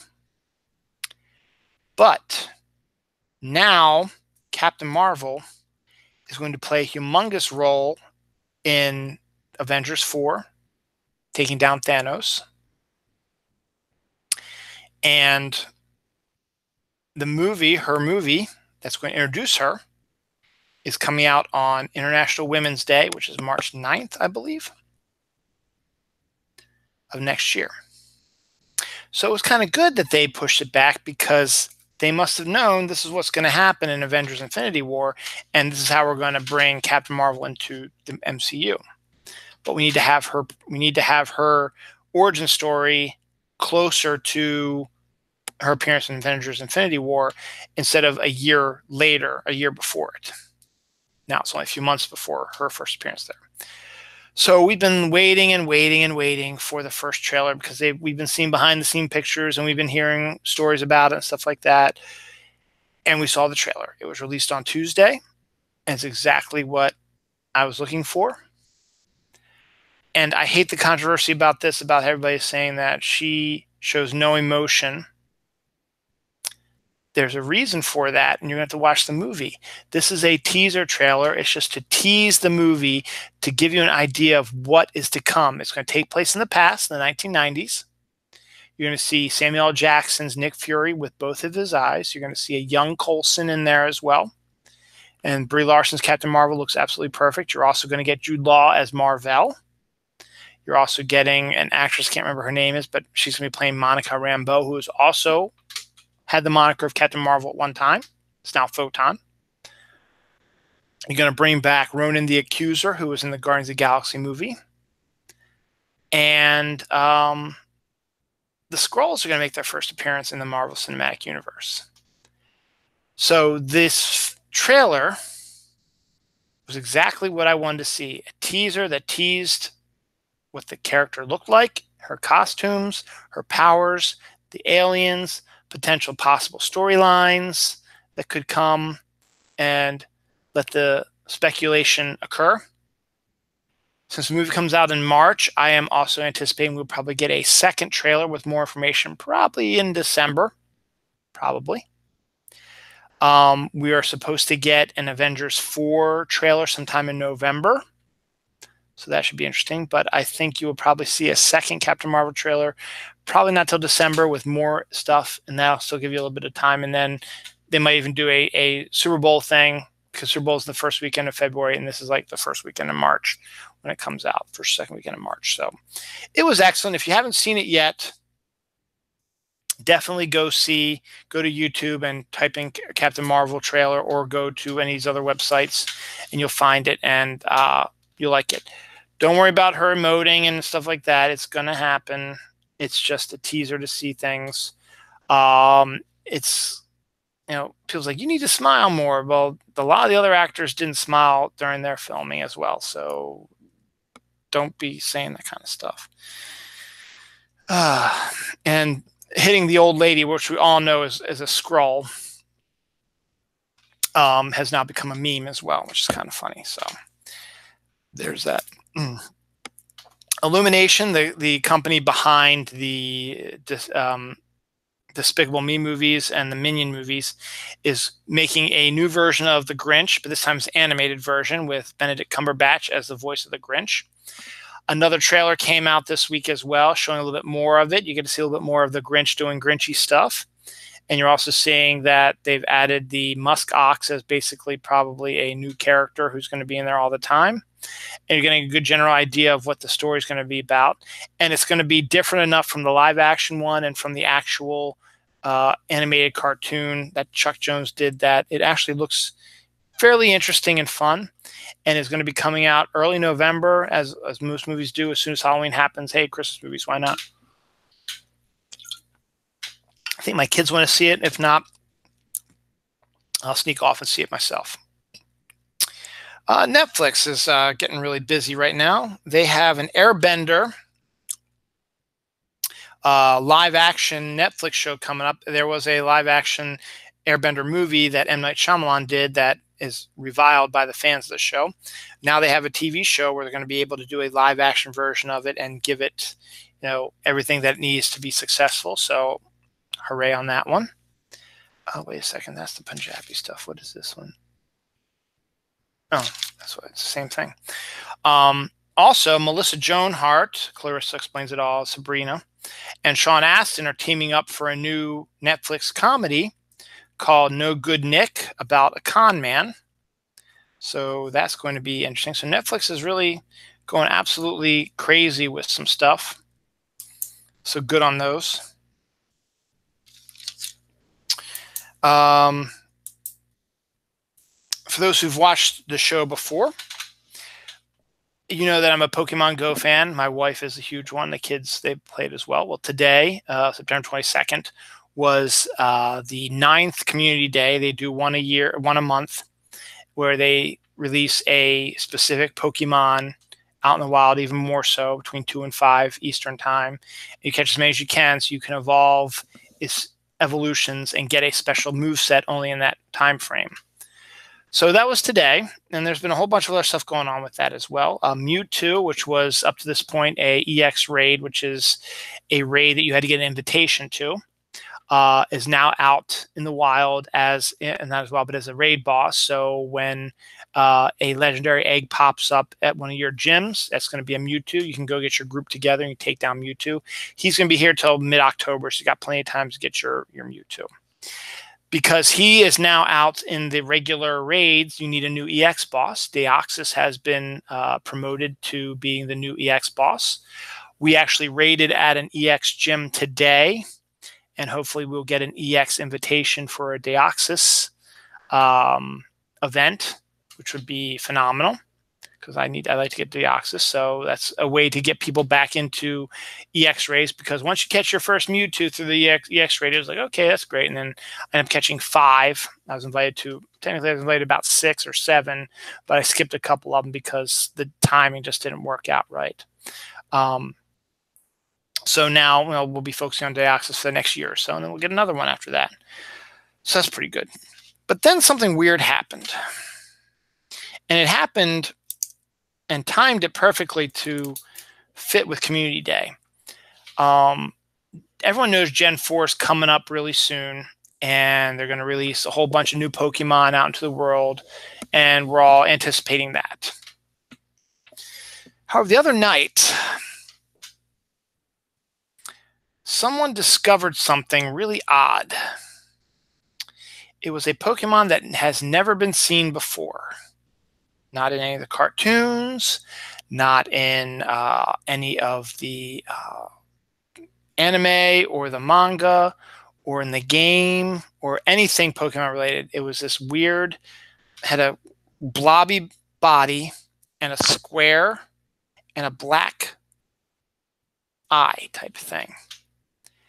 And it didn't have a CP and didn't have a name, which is usually it does when you click on it and to catch it. And then when you caught it, it turned into a Ditto, which is an actual character from Gen 1. It's a Ditto is a Pokemon that can disguise itself as any other Pokemon. And it was introduced into the game. So, you don't know if you're getting a Ditto. Like you could be going along and you see a Pidgey. It's like, I'll go ahead and catch this Pidgey just because. And you catch it, turns out to be a Ditto. So it's always a tough one to find. But this one turns into Ditto. So no one has ever seen it before. And no one knows why it turns into a Ditto. There are some theories out there now. There's 2 actually that I am subscribing to. And it's not a glitch because Niantic has gone out of their way to say, hey, this is in the wild now. Go out and get it. My biggest theory is when you look in the Pokédex, this creature appears in, I think the character's name is Celadon's section. Celadon is a Pokemon from either Gen 2 or Gen 3 that hasn't been introduced yet because his power is he can camouflage into his surroundings, and the only thing that's available is a little squiggly on his chest. That's when you know that he's around. Well, this thing has been in his slot, and that led me and some other people to believe that they're testing something to bring in Celadon or whatever his name is. and see if it'll work. Because as I said, this thing has a globule body, which actually looks like a Ditto's body, a square, and then a black eye in it. And then you caught it, and it became Ditto. So I'm beginning to think, because Celadon has this camouflaging aspect, if you go to your Pokemon site and you see a little weird thing walking around in your Pokemon thing, you click on it. All it'll be is that little squiggly or whatever. You catch it, then it'll do the whole Ditto thing, and then poof, it'll be Celadon. I think that's what's going to happen. The other theory is that there is a new Pokemon game coming to the Nintendo Switch called Let's Go Pokemon, or Let's Go Pikachu, and Let's Go Eevee. And it's going to be a game that's going to be able to connect to your Pokemon Go. So you'll be able to use the characters that you caught or fought with in the Switch game with your Pokemon Go game. They're supposedly going to be introducing Gen 8 Pokemon. So a whole batch of new Pokemon are going to be in this game, apparently. And the theory is also that this might be one of the new ones also that is going to be introduced. So to be continued. I will definitely tell you about it when we get to it. Right now, we call it Dark Matter Ditto because it has a Ditto body and a big piece of like black,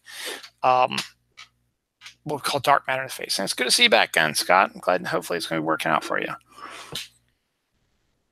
Done my black cherry and done page 1. I got a half a page and then a whole nother page to go. So let's get moving. Japan successfully lands 2 rovers on an asteroid. They're these hoppy things. They're hopper things now, which is really, really cool.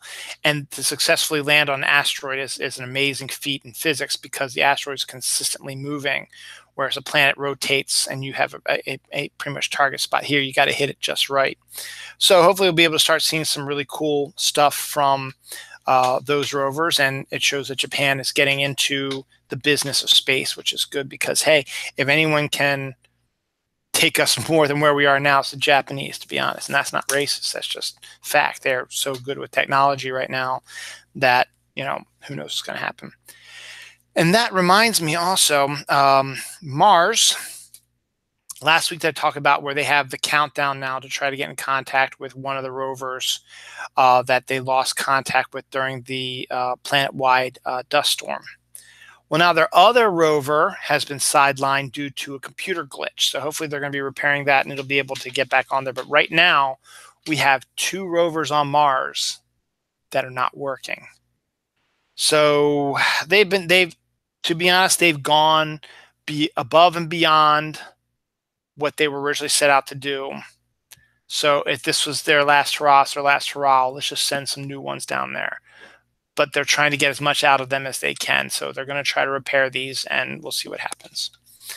I will have to, since we're on sort of similar thing, I will have to make an apology, a mea culpa, whatever you want to call it. Last week's episode, I discussed a story about a New Mexico observatory that was all of a sudden shut down, and the people who worked inside it were taken out of the observatory.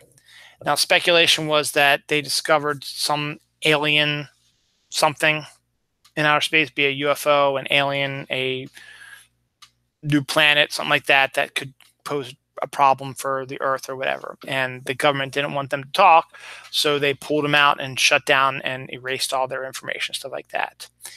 Could that still be the case? It could be, but the story has now taken a different turn, where we discovered that it's a child porn investigation that shut it down. So apparently someone working there was either downloading or uploading child porn onto their work computer.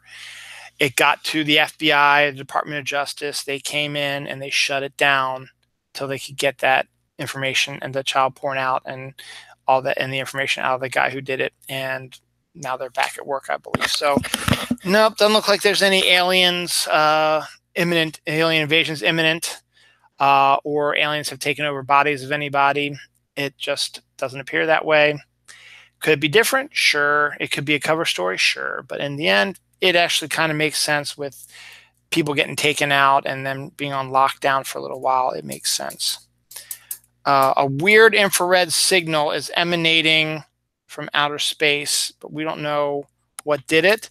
So on the flip side, you have, something that turned out to be more of a earthly problem than an outer space alien problem. And now we have some weird infrared signals emanating from some of the farther reaches of the planet, or the universe. So we don't know what that is. If it's someone trying to contact us, just a typical space thing that always happens. We'll see. So good on that. All right, boom. This is kind of sad. Telltale Games, a video game company, has laid off their entire staff with no severance. I didn't know much about Telltale Games, except one of their games that they do is a Walking Dead game, which has now been canceled because they have no staff to work on it because they shut down the division. So we will see. I'll do this real quick. So we'll see. I don't know. I was going to skip this, but I'll just hit this real quick. This past week or late last week or whatever, I created on YouTube a playlist of Weird Al songs. Weird Al Yankovic is, I think, should be a huger, bigger star than he is, because he is an amazing musician. To be able to create parody songs that are funny and match the cadence and music of the songs you're parodying, almost in a scary way, that someone like that should be applauded and commended. His concerts, I heard, are fantastic. His videos are funny. The songs themselves are funny. He goes out of his way to ask permission to do parodies, even though has every right not to get permission from them. So dilly dilly to him. If you haven't heard Weird Al in a while, or thought that he was just for kids, go back in, just type in Weird Al Yankovic onto YouTube, find all the videos out there, or go to my my page. You're already watching it here, and go to my playlist and play my Weird Al one. I think you'll like it. He's able to take every style of music, every band, and make a song about it, and it sounds just as amazing as the song is parodying. So I got to give him kudos for that. Someone else I get kudos for is the team that built the 150,000 Lego block Lord of the Rings Helm's Deep scene. This is a massive Lego set of the Lord of the Rings Helm's Deep, the fort that was used in the Two Towers. It has a ton of Lego minifigures dressed in armor and the creatures out there against it. They've got different rooms set up like they were in the movie. They've got all the walls, all the tunnels, all the little stuff here and there, the paths, stuff like that. It is an amazing feat. And if you want to see pictures of it, type in Lord of the Rings, Helm's Deep, Lego, and I'm sure you'll be and hit images and just be blown away by it. It's along lines of when they created a full-scale Hogwarts. I mean, they have one now, but this one was like literally huge, and the rooms were like the proper size. Whereas I think in the new Lego one, they're a bit smaller. They're still there, but they're a bit smaller.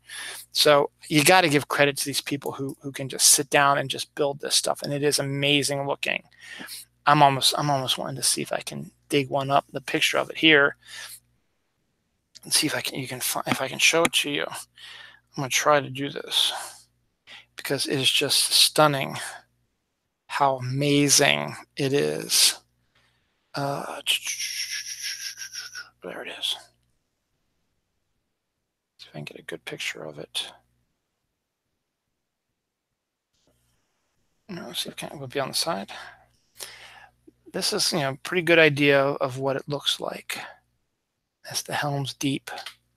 And then there's other aspects to it.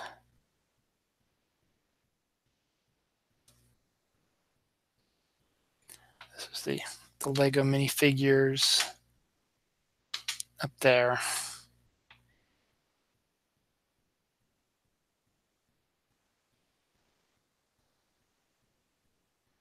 This is how big it is. This is like how massive it is.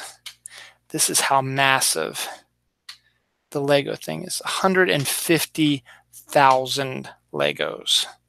So it is absolutely insane, and I love it. And I wish I was that talented to be able to do that. So kudos to you. Library loans out ties and handbags to those with limited resources to go to job interviews.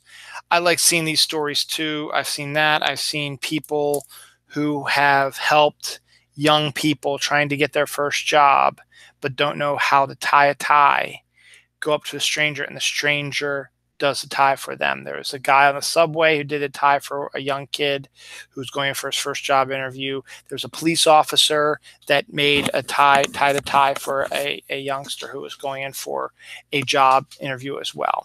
And it's just goes to show you that despite what the world is like, there is still good in it. And that's why we have to keep holding on to it, that the world can be good again. This was a fun story. A while back, there was a high school girl who couldn't get a prom date for whatever reason, or got turned down, or boyfriend dumped her or something like that right before prom. So she got a cardboard cutout of Danny DeVito from his show It's Always Sunny in Philadelphia, and took him to the prom. They took prom pictures together. They went to the prom and all this stuff. And the video she made of it went viral, and it got to Danny DeVito, and Danny DeVito made a cardboard cutout of this high school girl and had her on the set hiding in the corner or whatever of It's Sunny in Philadelphia.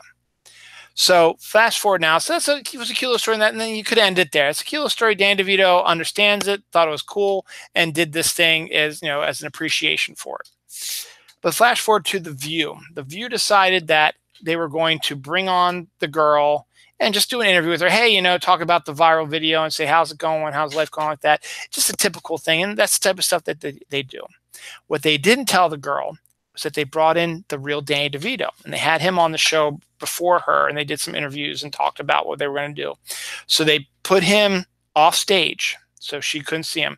She comes in thinking it's just going to be her doing her conversation. They have a talk, and then the women of The View give her like new Danny DeVito cutouts, like from his different roles in his different movies, so she can have a whole swath of them, which is, is kind of funny and cute. And she thought it was cute. And then they're like, okay, we have one last one for you. It's a very special one. Your, first appearance on TV, stuff like that.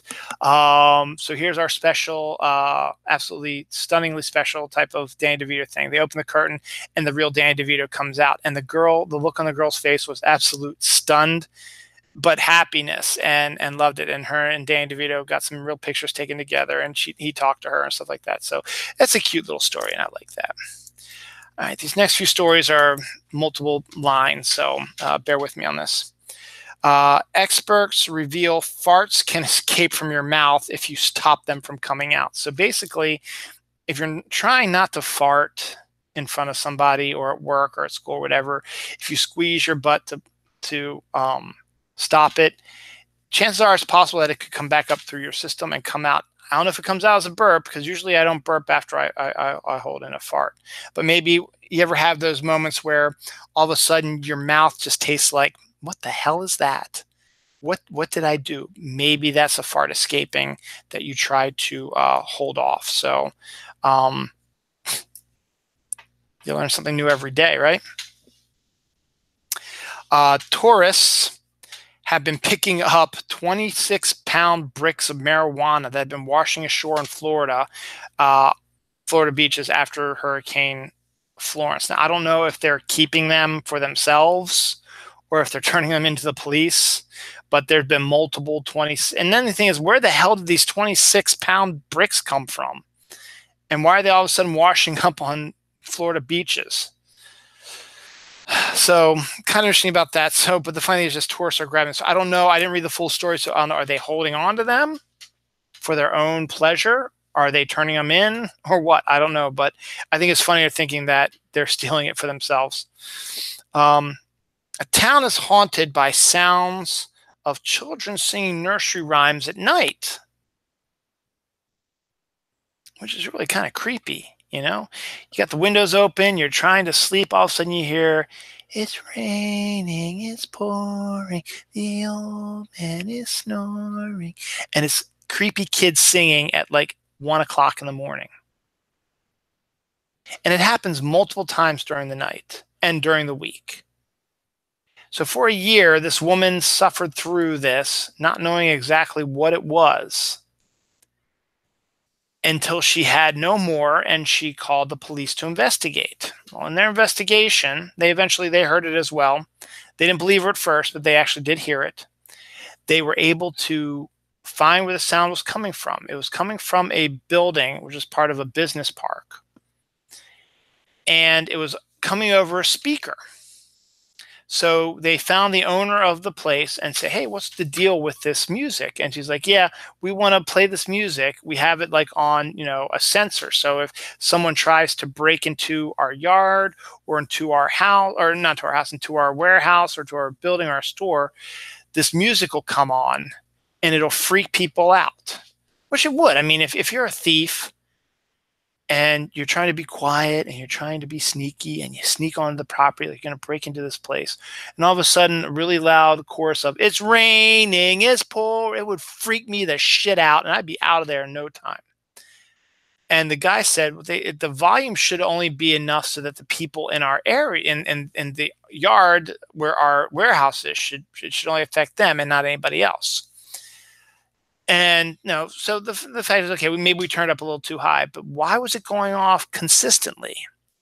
Well, they discovered that there were spiders that were tripping the sensors all night, causing it to happen. So, kind of weird.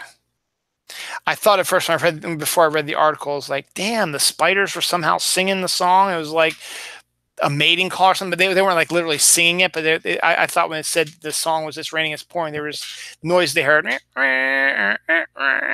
that would just been really, really weird. But in the end, I'm glad it isn't that case.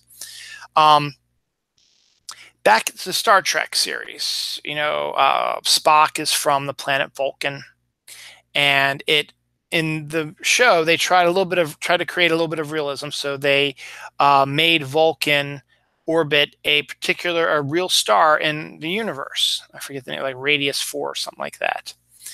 And they mentioned a few times on the show and the movies and stuff like that.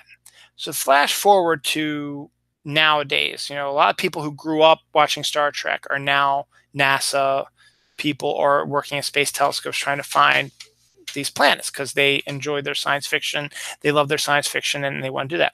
Well, as a little gag, they said, what? One area we haven't checked is this area yet. Now, we know that in fictional world, there is, the planet Vulcan orbits this one star. Just for shits and giggles, let's go see if there's any planets around this star.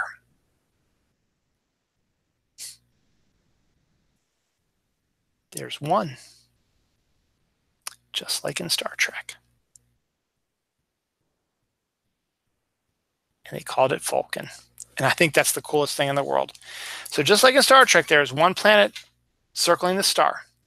In real life, they discovered one planet circling the star. Awesome. I think it's awesome.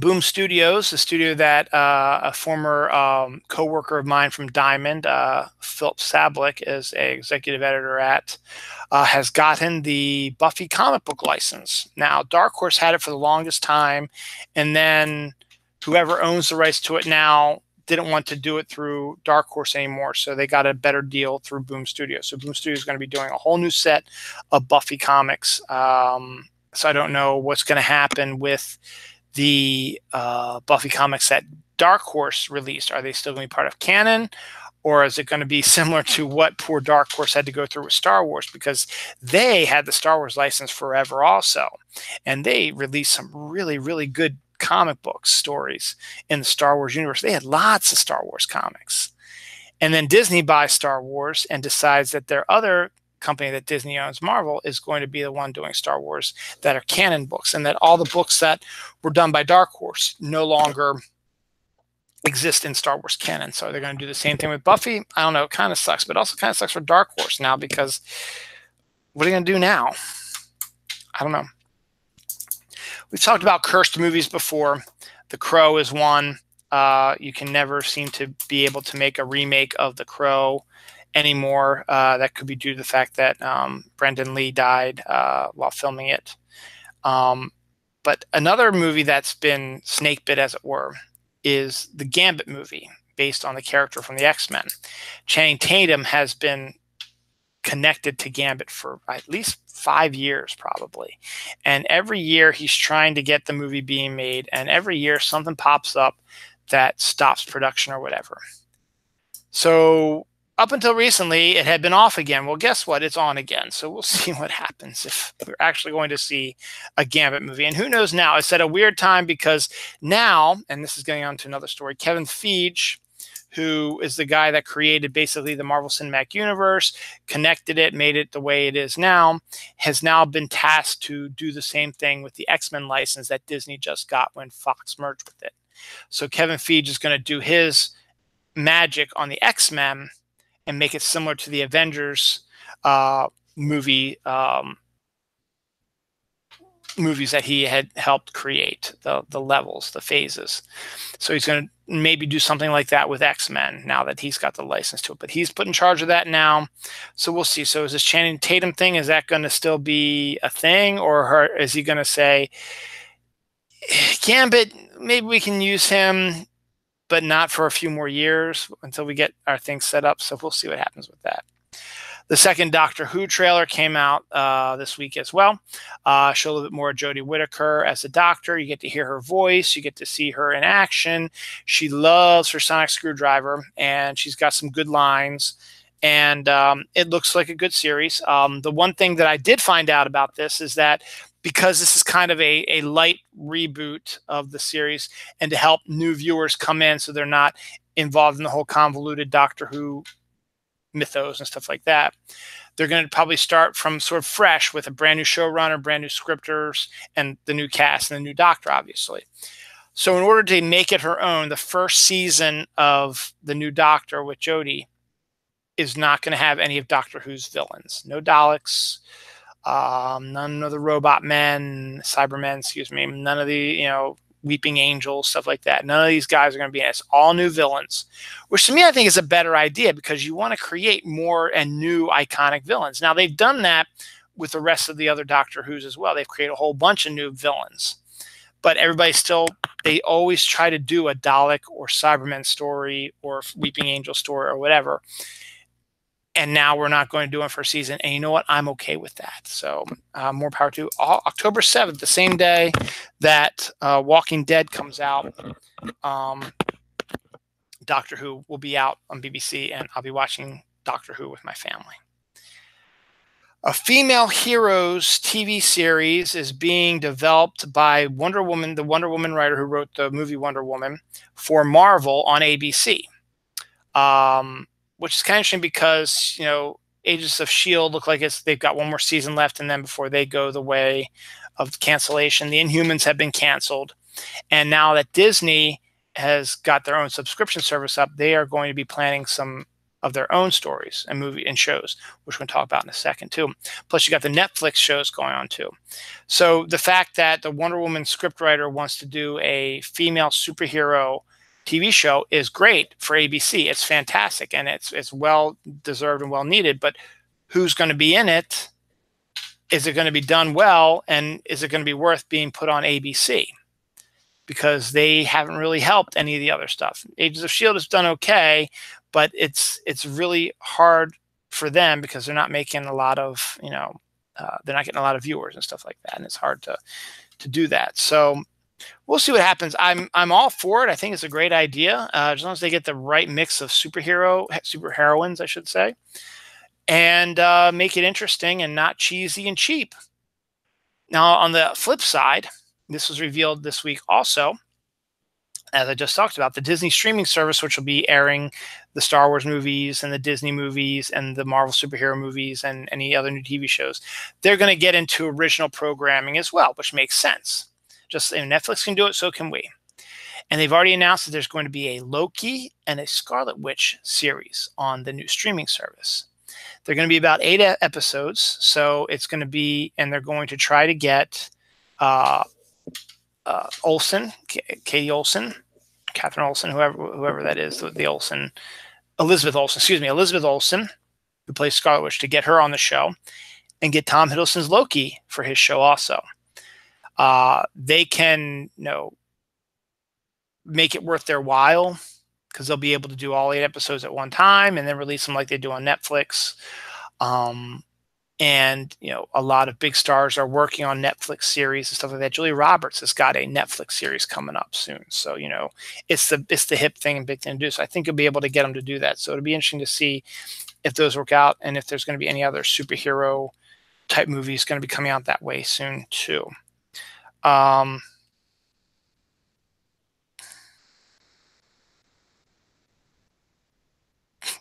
Again, I don't know. I'll have to look at that later. Bizarre physics phenomenon suggests that objects can be 2 temperatures at once. I just found that a fascinating thing that, it might make some sense too, because there might be some physics way that could explain maybe why you have a fever, but you also have the chills. Now, for the longest time, you thought that there's something to do with your sickness or whatever, but maybe there's something else to that. Or maybe, when your temperature's taken and you feel miserable and it's 98.6, which is normal, and they look at you like, quit faking and go to work or go to school, whatever, you very well could be hotter. It just might not necessarily be where the temperature is. So it's kind of interesting that they're doing something like that.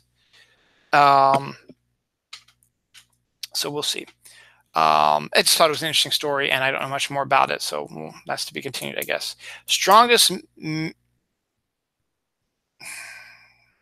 material in the universe could be nuclear pasta. I just like that headline. They discovered some sort of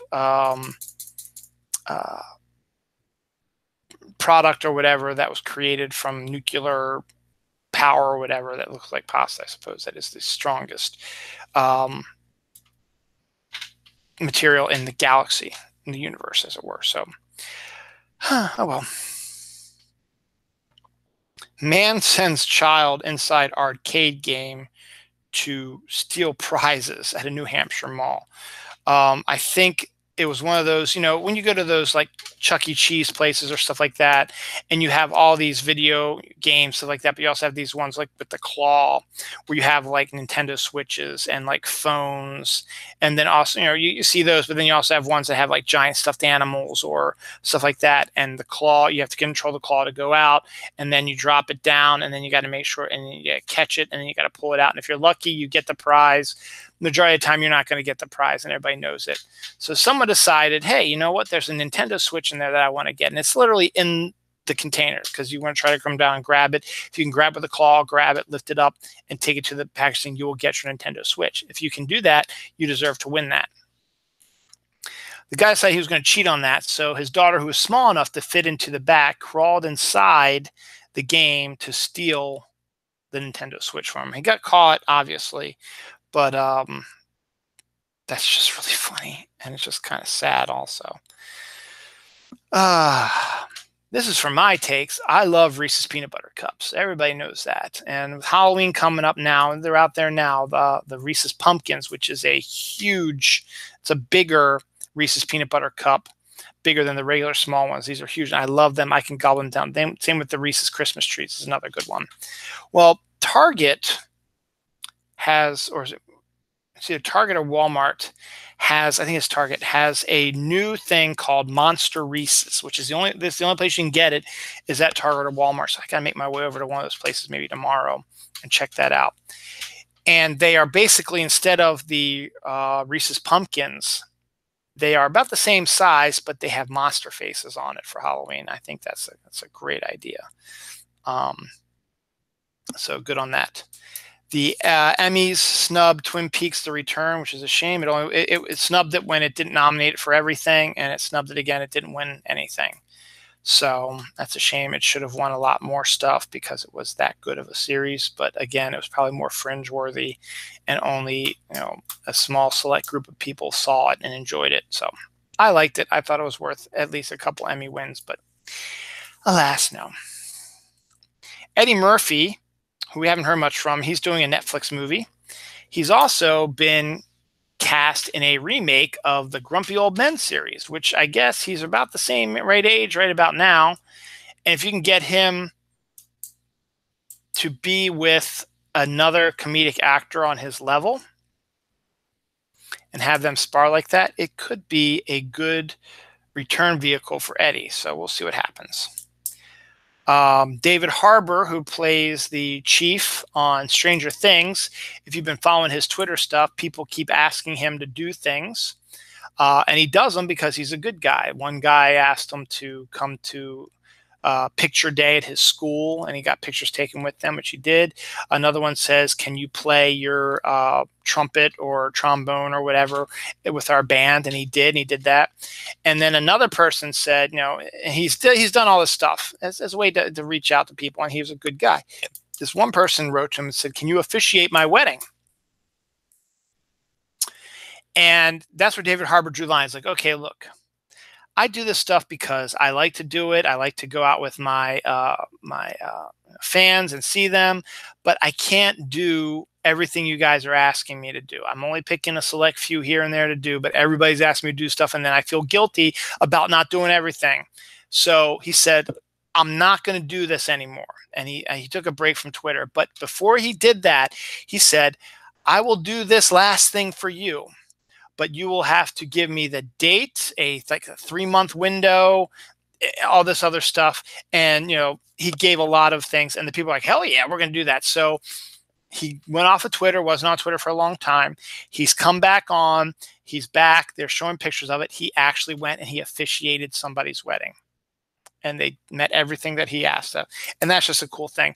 Hellboy's coming out in January. I'm excited for that. I want to see him. I think it's going to be a good one. Back in the 1980s, Cher had an affair with Tom Cruise, and Cher has called him one of her best lovers. So, huzzah for you, Tom. I don't know. This one was kind of cool. Someone created a candy store in his house. It looked like, any type of, go to any convenience store or gas station store type of thing, and you go and you have these racks that have, the candy. They're like wire racks, and they've got like boxes sitting, and they have all the candy in there. He bought these racks. He bought these candies. He set up. So now he just comes home and he's got himself a replica of the candy store at like a gas station or something like that. And that's kind of a neat idea.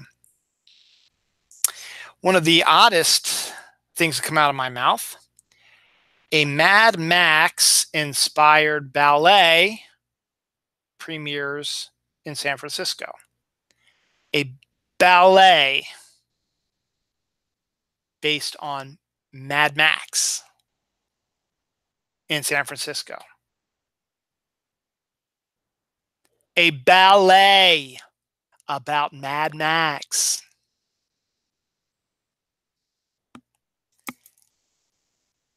I don't know. It just seems a little odd. Duck Hunt. Remember the game Duck Hunt? It was on the Nintendo, I think. And when you first bought the Nintendo, it came with a robot and controllers and a gun. And the robot, there was one game, and it was okay. I think we set it up and played it once or twice, but it wasn't great. The gun, though, you had Hogan's Alley and you had Duck Hunt were the two big ones. And Duck Hunt, I think, came with the Nintendo set. So you would have like 2 video games that came with it when you bought the Nintendo, so you wouldn't have to buy any new ones right away.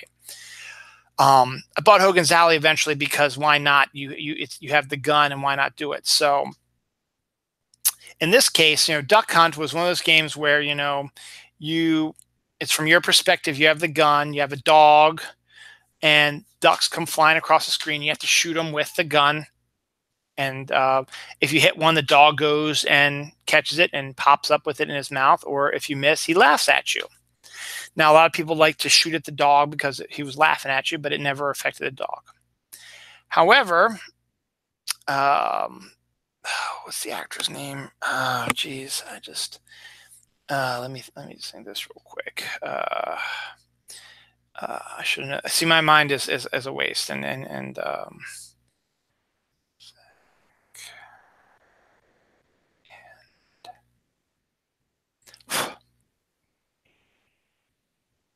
yep, make a porno.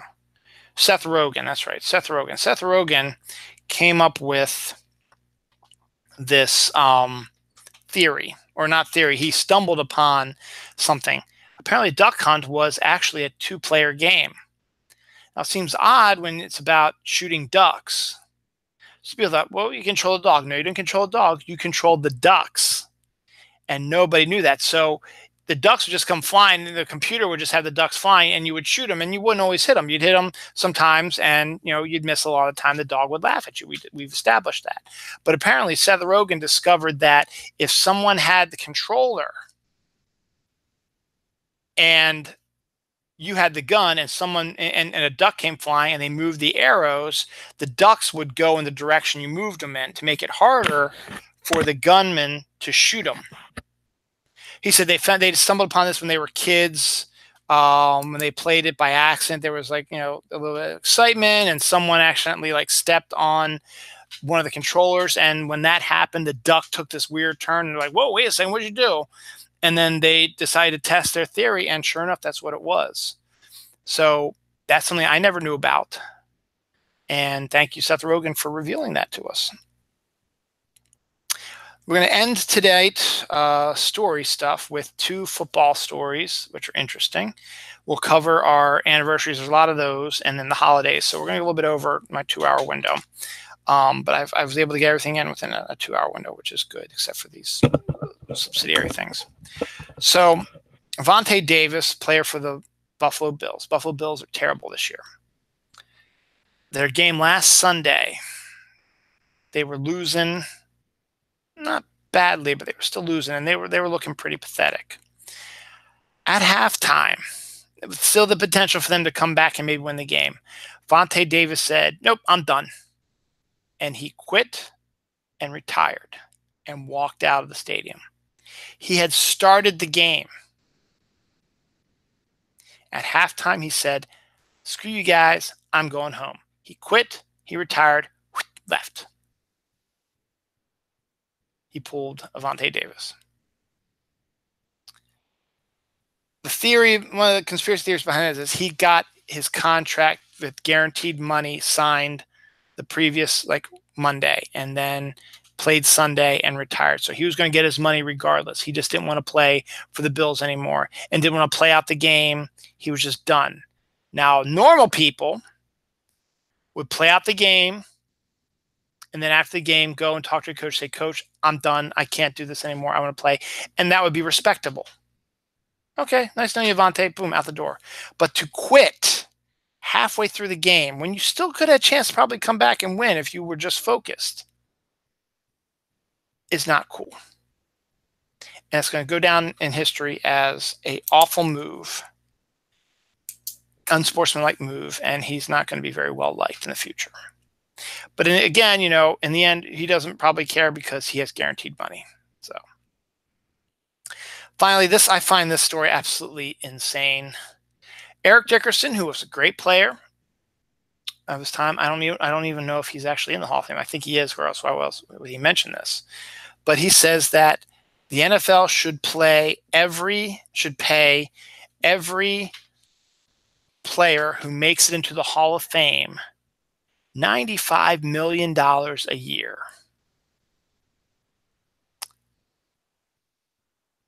And then he says, if you don't do that, we're not going to come to your Hall of Fame induction ceremonies anymore. We went through this with Terrell Owens.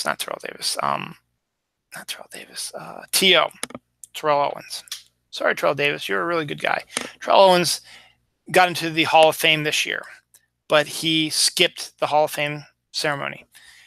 I'm okay if that's what you want to do, and I understand maybe why you feel you need to do that, but I discussed this a while back. You've been telling everybody you were the greatest of all time. You had a loud mouth and all this stuff, and this proved you right. I would have salivated the chance to go up onto stage and do a speech talking about how great I was because I made it to the Hall of Fame. It's a final stick it to the man type of thing. But he didn't. And now this $95 million to everyone who is in the Hall of Fame, or they will not show up for the Hall of Fame ceremonies. First of all, the NFL cannot afford $95 million a year to a bunch of players who can no longer play the game. Did you retire in your 40s and now you're bored out of your mind? I'm sorry, Eric. You're a good player and all that, but you shouldn't have wasted your money if you're in that dire straits of in need of money. The NFL would go bankrupt in about a year if they did that. Plus, it doesn't make a damn lick of sense why you would continue to pay Hall of Famers who are not even playing the game anymore. Why would you pay them money for being good when they're no longer playing? You know what I'm saying?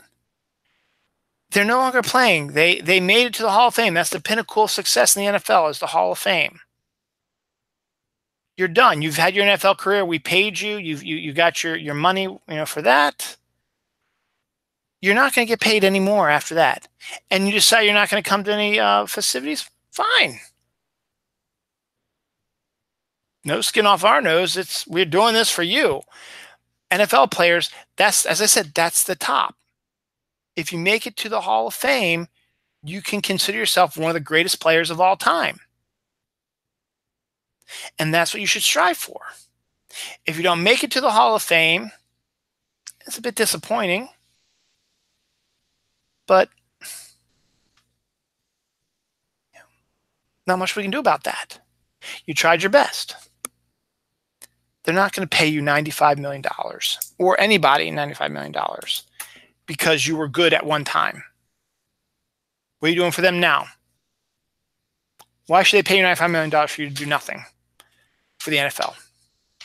If they would pay you $95 million a year, you damn well better be doing something for them. You better be going across country, talking all over the country, working with kids, doing interviews, interviewing players. You got to be working. You can't just sit back and sit there and expect $95 million to come in. It's not feasible, and it's stupid. So that's it for that stuff. Anniversaries this week. There's a lot of them, so we're just going to run through these real quick. Frasier premiered 25 years ago in 1993. The Corpse Bride by Tim Burton 13 years ago in 2005. Alf appeared 32 years ago, 1986. The movie Seven premiered 23 years ago and this week. The TV show, the original Battlestar Galactica, premiered 1978, 40 years ago. Mr. Rogers premiered 51 years ago, 1967. The Hobbit was published 81 years ago today, 1937. Star Blazers, the show that pretty much introduced Japanese anime to the Western world, premiered in 1977, 37 years ago. The Flash, the original Flash TV show, 1990, 28 years old, was fantastic. I love The Flash, lasted one season. You got a Danny Elfman opening theme, and the music was great. The costume was a little bulky, but it was exactly how the Flash was supposed to look. John Wesley Shipp was a really good Barry Allen, I believe, or was it Wally West? He played Barry Allen, I think. Because 1990, I don't know, Barry might not have been back by then. It might have been Wally because, I don't know. It was the time where Batman came out in 1989 and blew the doors open. People thought, oh, wow, comic book stuff is going to be good. And they got this show underway. Mark Hamill came and played the Trickster. And it was a great show. I enjoyed it. I mean, they introduced Captain Cold. They introduced Heat Wave, and they introduced the Trickster. So you got three of the rogues there, and you got some other heroes as well, or villains rather as well. And it was wonderful, and it was great. And I have the entire series on DVD upstairs. I love the theme song, and I love the series. And even with the bulky costume, it still looked good. And I also love the fact that John Wesley Shipp decided to come back when the CW Flash show started and became Barry Allen's dad. I thought that was great. And now he's also wearing Jay Garrick's outfit, which is really wonderful that he's still playing the Flash in some form or another, which is great. And you got the actress who played Tina McGee. I forget her name right now. She came back. I don't know if she's playing the same character, but she came back for an episode of the new Flash on the CW. And Mark Hamill reprised his role as the trickster, as an older trickster in the CW, a couple episodes of that, and was training a new trickster. So you gotta love that. You gotta love that. So it was a great series. I enjoyed it. 34 years ago, Who's the Boss premiered. 35 years ago, Press Your Luck. No whammies, no whammies, no whammies. Boom. That type of thing. That was always a fun game I watched when I was sick home from school. I watched it all the time. 1984, Punky Brewster came out. 1983, Webster came out. Both TV shows that I remember distinctly. 1984, Transformers premiered this week.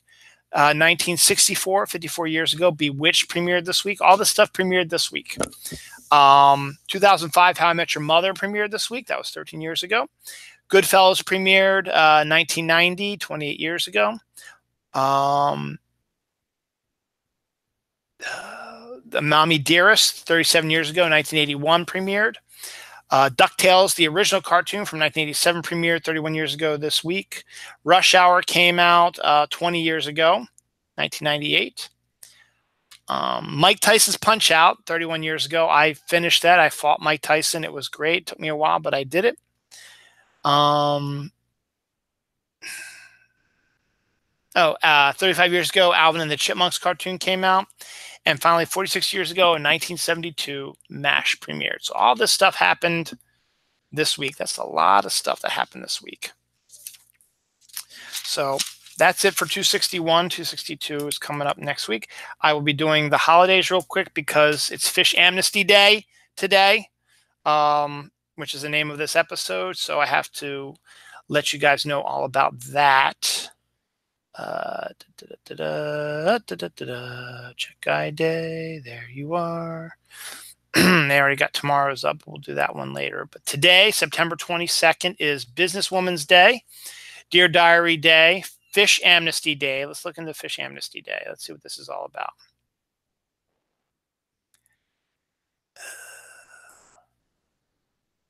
It doesn't have any other descriptions of it.